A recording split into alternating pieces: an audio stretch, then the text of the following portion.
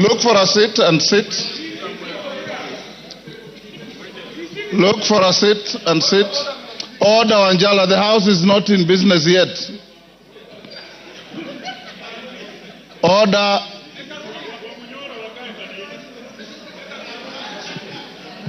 Okay. Robert Mbui, freeze where you are. Honorable Kajwang, take your seats. Honorable GK, take the nearest seat.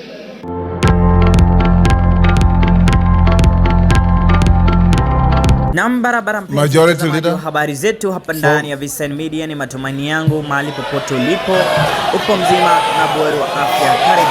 Kimani Ichung'wah. Kama vile wengi wanavyojua, mwezi wa 12 mwaka Kimani Ichung'wah will speak. Parliament hapa nchini Kenya ilikuwa take a break. Thank you, Honorable Speaker. Will speak.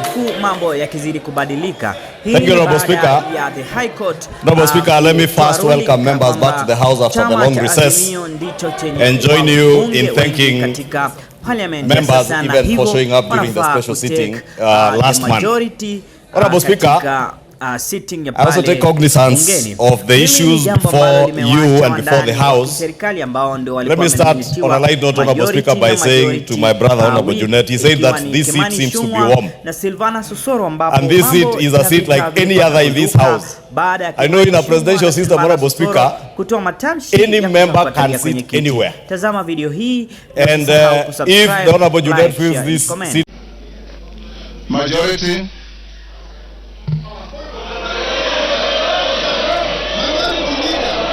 Honorable Speaker, I beg to lay the following papers on the table of the House today, Tuesday, February 11th, 2024. 1. The Auditor General's report on...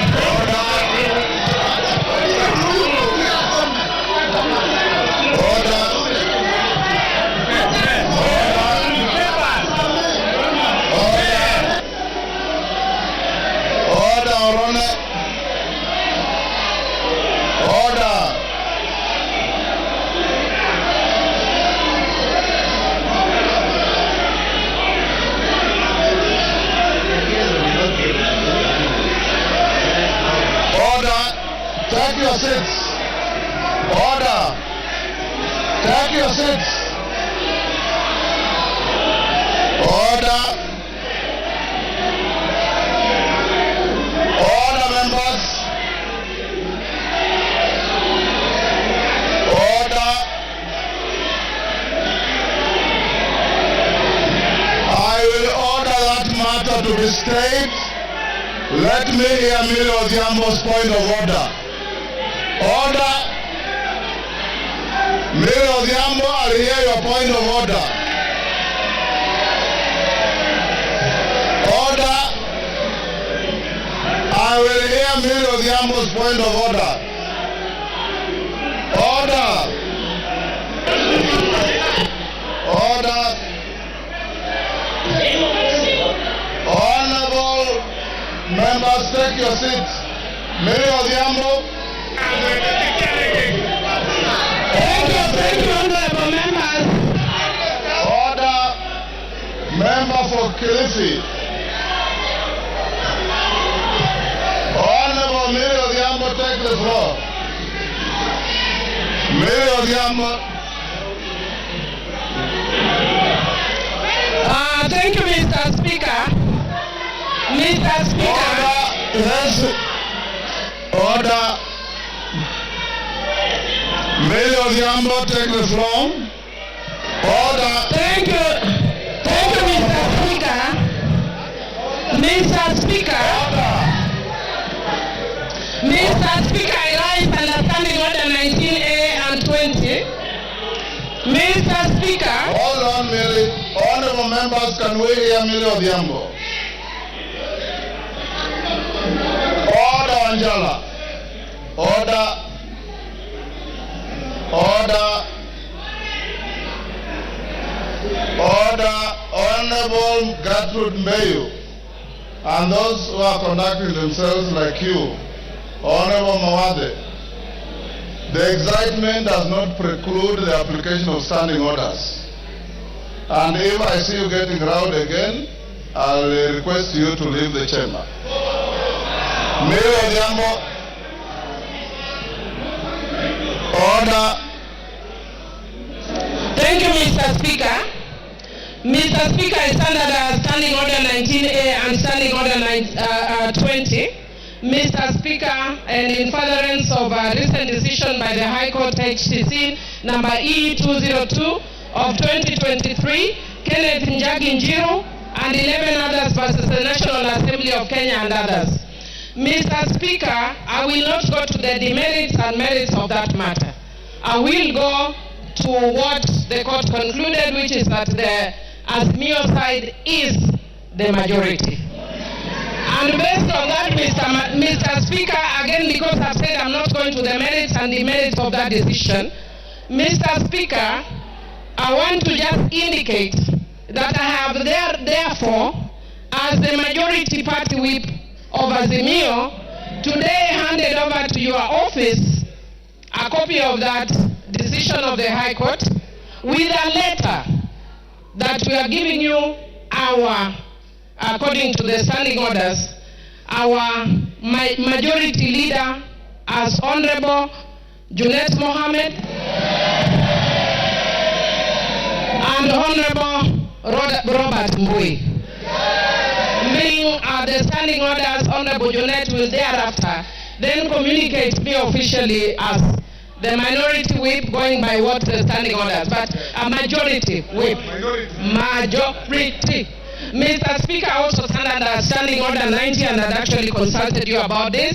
And Mr. Speaker, if you look at the judgment of that court, the court actually infer that because of the position you hold as Speaker and also as Chairman of your party, Mr. Speaker, it is not as party leader of your party.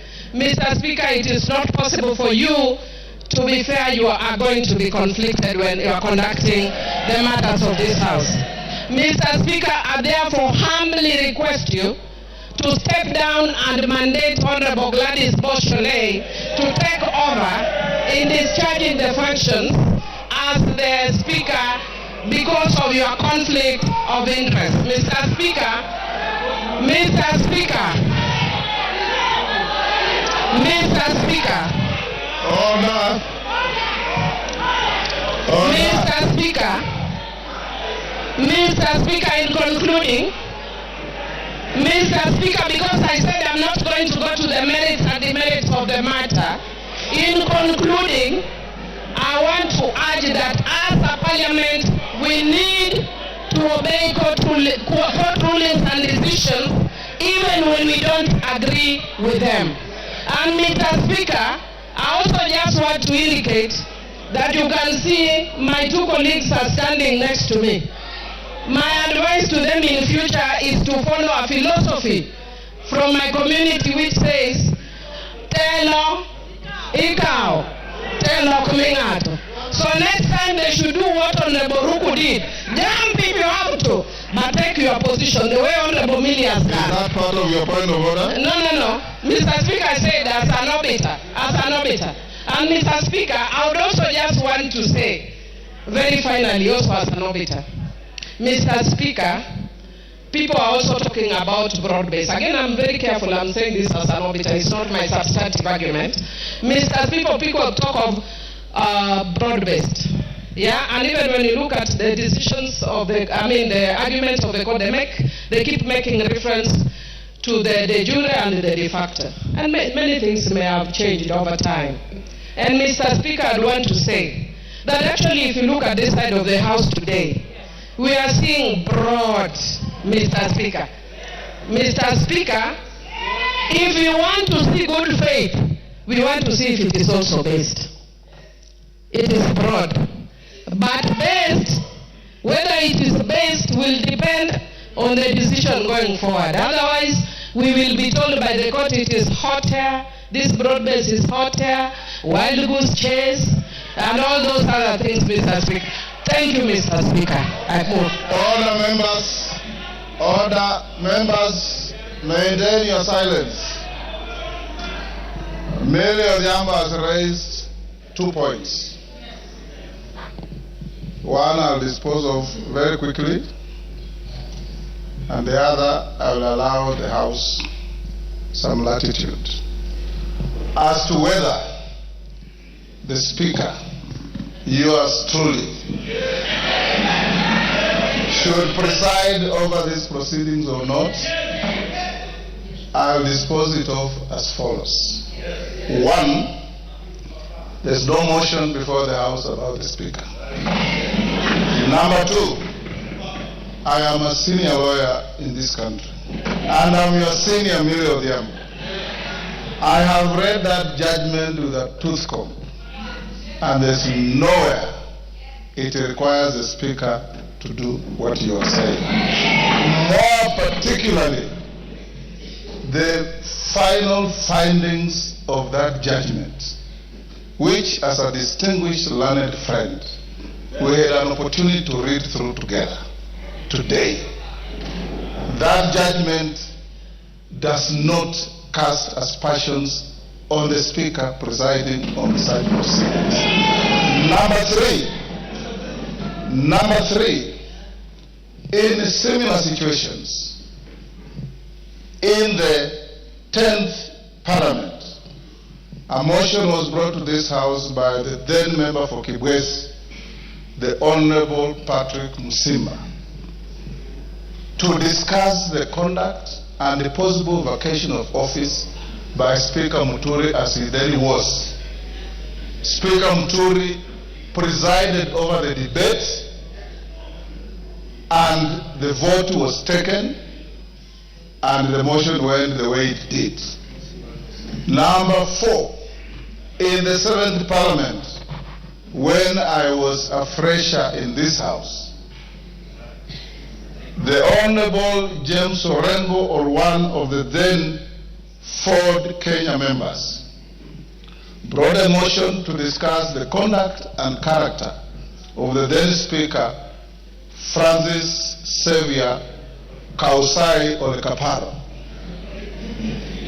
Kausai Olekaparo presided over the proceedings. The motion was debated and put to a vote, and it went the way it did.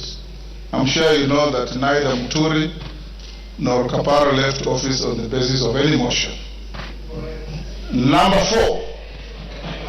five, you as truly as your Speaker does not debate, does not vote.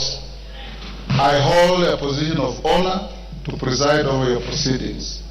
Anybody who wants to say anything about this judgment, I'll give you an opportunity. And it's finally going to be yours truly to give you a ruling on the matter. It must also be made very clear as we listen to each other that neither the court nor any authority outside this chamber, and senior lawyers like Otendo Molo should know this, neither the court nor any other authority outside this chamber can make declarations that affect the conduct of business here except yourselves by voting and by the Speaker giving you rulings. Number seven, we sit here as a quasi-judicial body, and as a quasi-judicial body, I will listen to you, and I assure you, I'll give you a fair finding. It is like going to court and telling a judge that because the lawyer appearing before him was his classmate, he will not be fair. That has no foundation in law or in fact. So I'll open up and hear those who want to have similar points of order, as Millie Odhiambo has raised, on the judgment. And I want also to caution you members that your standing orders do not allow you to discuss the person or character of any judge unless you have brought a special motion to discuss that judge. You can analyze the judgment, you can agree with it, you can disagree with it, you can qualify it, you can do whatever you want. But don't disparage or discuss the character of any judge without a special motion as is provided for in our standing orders. Honorable Mary Odhiambo, that's my direction. Thank you.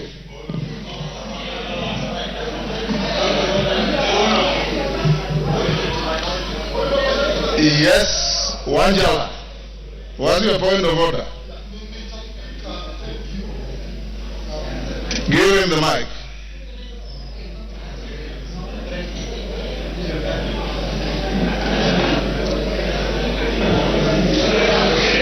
Thank you, Mr. Speaker.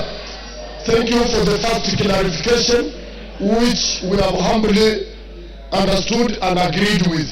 But Mr. Speaker, you have left out the second issue about the majority leader in the House. Order, Angela. That is exactly the issue that Mary raised. That she has written the Speaker. Yes, I've received the letter. I'll analyze it. I have given you an opportunity to speak to her point of order or any other point of order. Yes. Yes, Junaid Mohammed. Mr. Speaker, first I want to say today that I am privileged to speak from the seat of the majority leader. Well, Mr. Speaker, even when I sat on the seat, it is very warm, Mr. Speaker, unlike mine, which was very cold, Mr. Speaker. I didn't know the seats of Parliament have different warmth, Mr. Speaker. But Mr. Speaker, I don't foresee myself leaving this seat anytime soon. I don't see myself leaving this one anytime. But having said, Mr. Speaker, as you are aware and as you have alluded to, Mr. Speaker, there is a court ruling. A ruling of court of consisting of 3-judge bench, Mr. Speaker. Mr. Speaker, a court ruling has only got 2 decisions, Mr. Speaker. There is no third way about it. One is to obey it, and secondly, if you have any avenue of appeal, you exercise that right of appeal, Mr. Speaker. There is no third way about it, Mr. Speaker. And the court ruling, what we went as a Zimio after the election, after your decision here, Mr. Speaker, what took us to court was for the court to interpret for us the constitutionality of your decision on who is the majority party and who is the minority party in this House, Mr. Speaker. And the issue of the Speaker came in as obiter, Mr. Speaker. But what took us to court, we wanted to know, because when we arrived here after the election, we arrived here knowing very well that we are the majority party, Mr. Speaker. And we had the numbers. But midway, we ended up losing numbers through your ruling, Mr. Speaker. And that is what took us to court, to ascertain whether we are the majority and whether we are the minority. And luckily, the court has made its ruling, albeit late, Mr. Speaker. We expected this ruling much earlier than this time, Mr. Speaker. But it is better late than never. The decision arrived, and the decision has said that the Azimio party is the majority party in Parliament, Mr. Speaker. And I so happen to be the minority leader as of now, Mr. Speaker. So today afternoon, I just switched the seats, and I took over the role of majority leader, Mr. Speaker. And I am capable of doing that work, Mr. Speaker. I have the capacity, I have the qualifications, I have the capabilities, I have the numbers in the House, Mr. Speaker, to lead, Mr. Speaker. I have everything what it takes, Mr. Speaker, to be the majority of this House, Mr. Speaker. But, Mr. Speaker, the issue that we need to exercise, to analyze, Mr. Speaker, is that, Mr. Speaker, I want to say this. Mr. Speaker, court rulings are very important, Mr. Speaker. You remember after the election, we disputed the result of the election. We ended up filing a court case in the Supreme Court. The Supreme Court pronounced itself that we did not win the election and the other party won the election, and we abided by it and we respected the court ruling, Mr. Speaker. This court ruling also must be respected, Mr. Speaker. Because it's not like any other court ruling, Mr. Speaker. It's a ruling of the Court of the Republic of Kenya, Mr. Speaker. Mr. Speaker, this ruling cannot be taken jokingly, Mr. Speaker. When I went through it last evening, Mr. Speaker, these judges are raising very serious fundamental issues. They are raising issues relating to violation of the Constitution, Mr. Speaker. And you remember we impeached someone here because he violated the Constitution, Mr. Speaker. Mr. Speaker, if this matter is not addressed, we are going to have a constitutional crisis in this country, Mr. Speaker.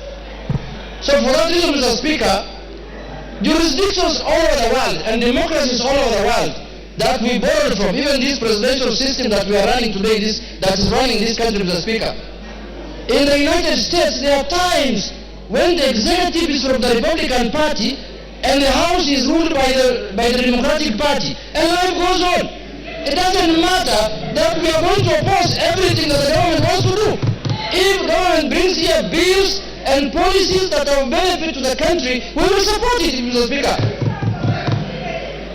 And as you know now, many things have gone under the bridge.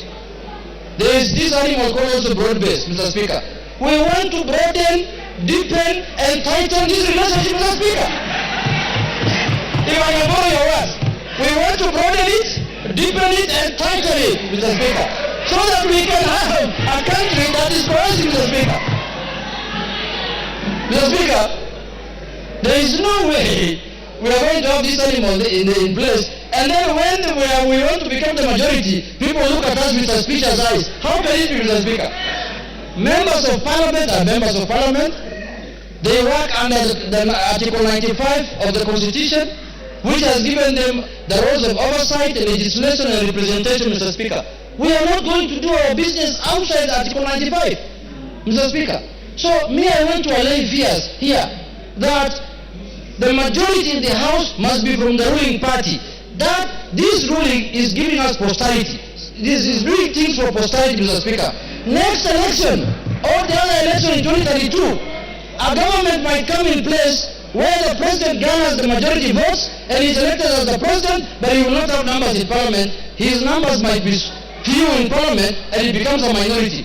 So this is now the trend we are setting, that Parliament is independent, judiciary is independent, executive is independent. We have no problem with the executive to do their work, and we know the President of the Republic of Kenya as of today is Honorable William Samoei Ruto, Mr. Speaker. There is no doubt about that. So there should be no ambiguity and doubt that the majority leader in the National Assembly is Honorable Juliet Mohammed, the Member of Parliament for Senate, Mr. Speaker. Mr. Speaker. And I am trying to serve the country diligently, Mr. Speaker, without any fear and favor, Mr. Speaker. I am a seasoned politician.